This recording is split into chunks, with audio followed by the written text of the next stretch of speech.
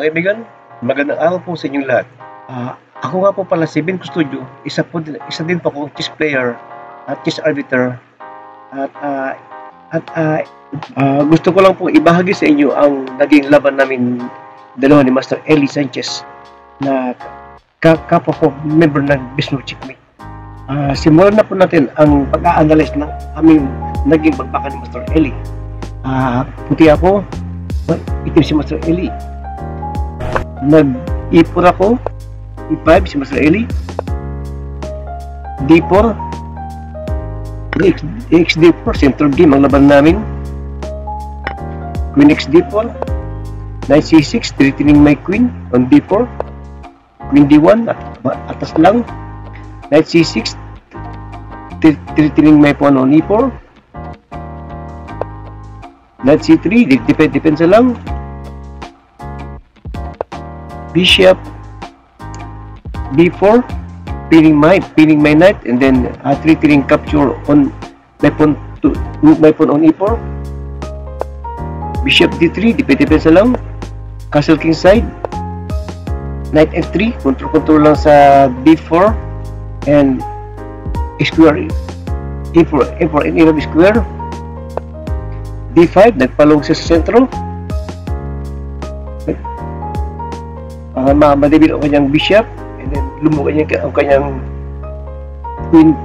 queen, Castle King side, Bishop XC3. Yan.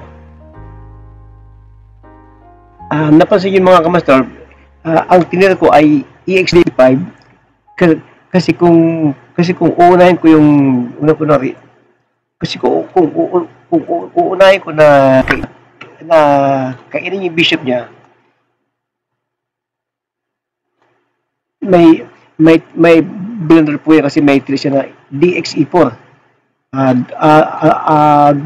double ako. Kaya ang ginawa ko mga kamaster ay kinain ko muna yung pawn sa kanya D5, EXD5 muna, with threatening knight sa kanyang C6, and then nabuksan pa yung aking diagonal like square papunta sa hari niya. Kaya mas malakas po yun mga kamaster. Kaya inuna ko yan, hindi ko to inuna. Then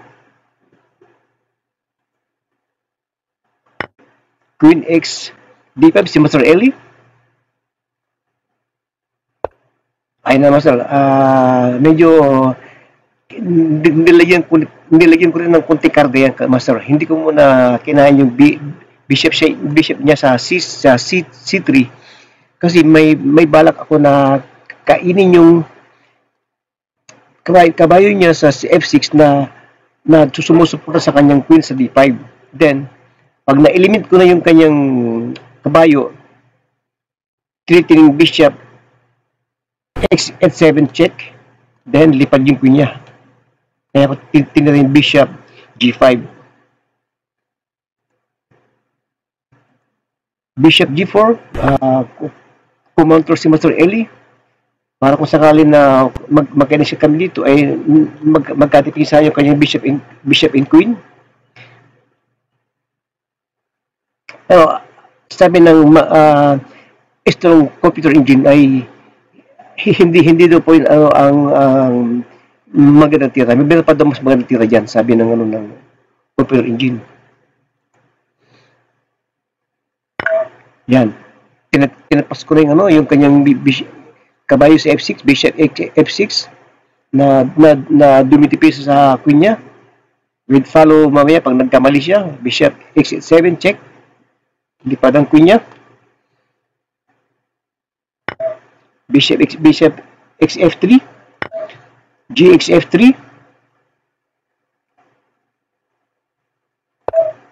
yan kamaster. Blunder the point sabi ng strong computer engine.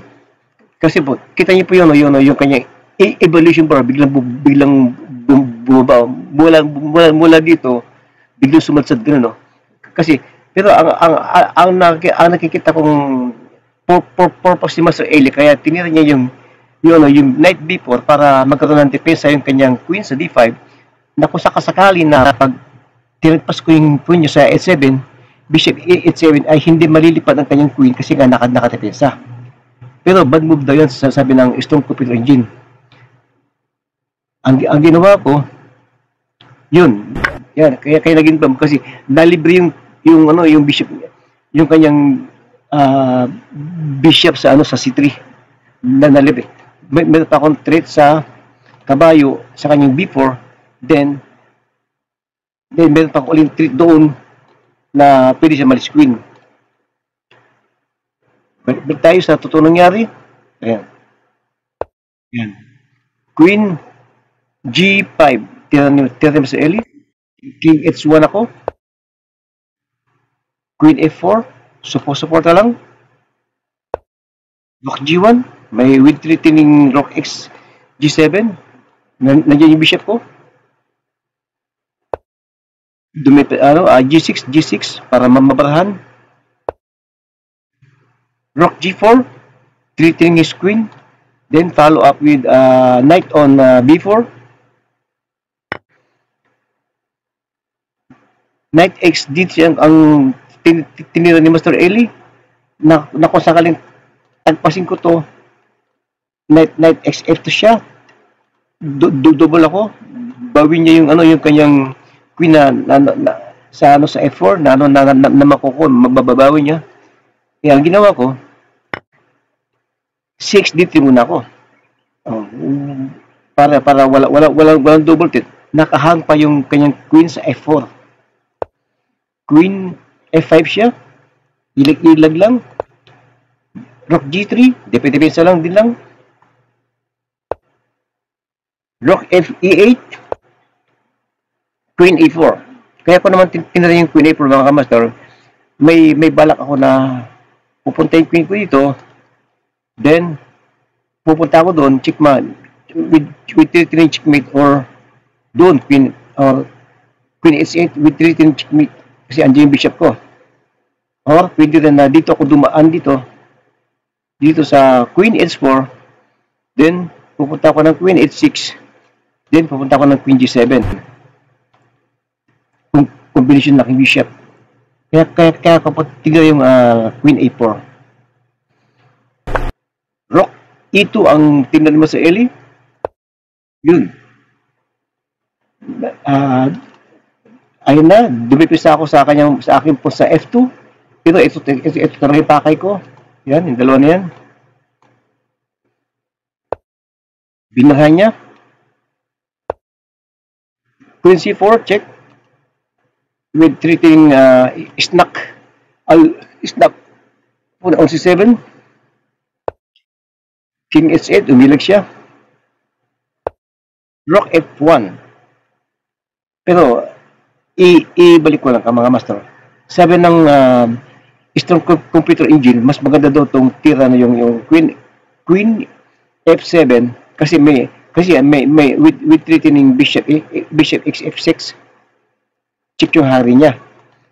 Eh di mati siya kung hindi niya kakainin ng kanyang queen. Ngayon kung kakainin niya yung queen, less queen naman siya. Pero ang naitira ko ay hindi yan. Rook F1 ang aking naitira. Yan, Rook E7 ang tingnan naman sa Ellie. So support sa kanyang pawn sa C7 and para hindi makapasok yung aking queen sa F7. Queen D4. Tutok na sa pressure. Tiniting queen is F6. Check. Dumikit siya para may sapat yung suporta. King G2. D6. F4. F4 ang treat ko diyan mag-E5 ako na hindi niya pwedeng kainin kasi nga nakapin yung kanyang hari. Ngayon, kung kakainin niya na niya ng queen X6 ako, may iwanan yung may iwanan na yung kanyang F6 na nakatipin sa yung queen niya. Then check, then kuha yung rook niya. Queen, rook F8 siya, depensa lang sa F6. Queen G4, nakipaghamulan ako queen to queen, na pag hindi siya umalis o hindi siya kumain, ako ang kakain sa kanya, na hindi niya piling kainin kasi nakapin yung kay hari. Queen XD3, F4, titiling F5 or sa kabila, H5. Yan ang mga bala ko dyan. Queen D5, check. King H2. Rook E2. Yung ito na mga master, blunder pala yan. Kaya ginawa ko, kinain ko kagad. Ayun, walang depensa, oh. Yun. Then, nag-rook F7 siya para hindi ma-atake yung kanyang ang kanyang 7th rank. Rook D3. Titiling to his queen. Queen C4. Ilag-ilag lang. Then may til sa F4. Rook E3. Hamon-hamon lang sa queen. Queen to queen. Yun, hindi ko nakita. Queen X4, check pa ako. Hindi ko nakita. King S3 ako. H5 para hindi makapush yung pawn ko sa H5. Then binabantay yung aking G4 square. Queen F3, hamon-hamon lang sa kanyang queen kasi lamang ako na isang pyesa. Siyempre pag lamang kayo ang isang pyesa mga kamaster, dapat daanin nyo sa yaman. Kasi para madali nang may ano sa endgame. Iwas mo sa edit, siyempre. Yan ang tamang tira. Hindi siya pwede makipag-ubusan kasi nga lose na nga sila ng isang pyesa.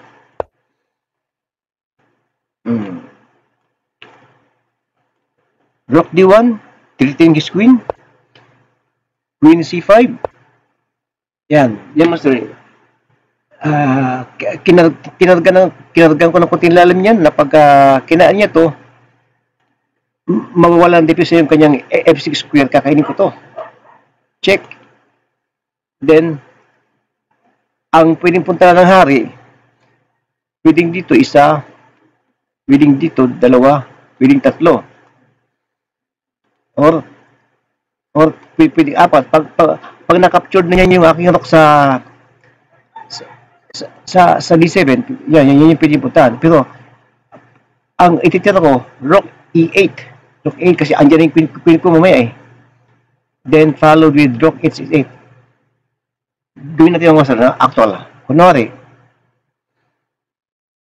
kinain niya to. Actual.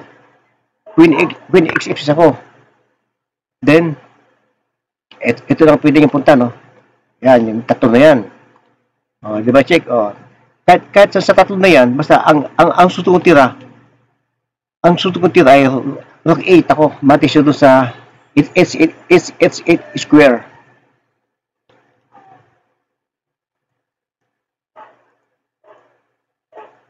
Pero sabi ng ang sinasuggest ng computer engine, kung ang computer do ang patitirahin, ito do ang mas magandang tira, sabi ng computer engine yan. Check. Hindi niya pwedeng kainin ng king kasi nandiyan yung queen ko. Si Trick, ang rook lang kanya pinipakain. Then maiwanan niya yung 7 rock niya, pagkakataon ko naman na makatake doon. Check. Then, hindi niya pwedeng iharang to kasi nga, check, then,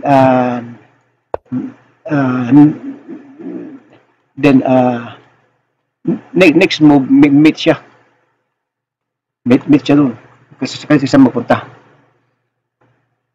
Yun ang sinasayos ng strong computer chess engine. Kaya lang, balik tayo sa totoong nangyari.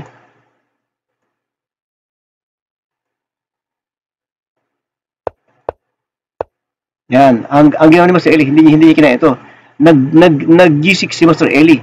Nagpasingaw siya para may galawan, may taguan o galawan ang kanyang hari. Then meron pa siyang trait na pawn G4, tiniting double to may king and queen.